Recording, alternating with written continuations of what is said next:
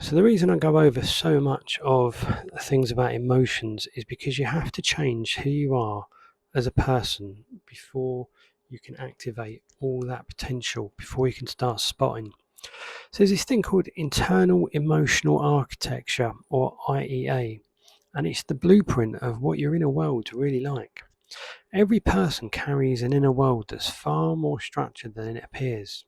So behavior doesn't emerge from nowhere, yet underneath is the hidden architecture, like a layered internal system that organizes how you feel, how you're going to react to things, how you perceive and interpret your own life, because you're constantly assessing. So it's the structure of the emotional universe inside you.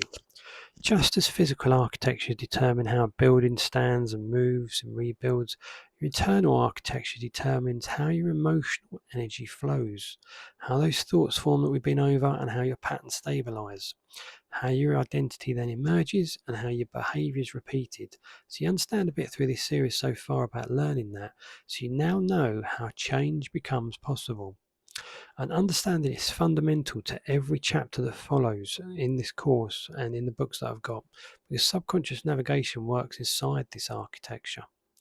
So, at the base of IEA lies the emotional potential, the unprocessed emotional charge which is stored in your memory. So, these are your childhood patterns, your identity wounds, your lived experiences, and your suppressed reactions. Next is emotional flow, the movement through those internal pathways, which is emotional energy. It's never static, it's always moving through the pathways like rivers. And they obviously form during childhood and as you're growing up and during emotional events. And because the subconscious favours efficiency, it continues to use the same routes long after the original experiences have passed. That's why you get stuck in the patterns. And it explains how the emotional pathways are still active today that you need to deal with, even in life situations once they're long gone. That's why we use subconscious navigation to clear your suppressed emotions.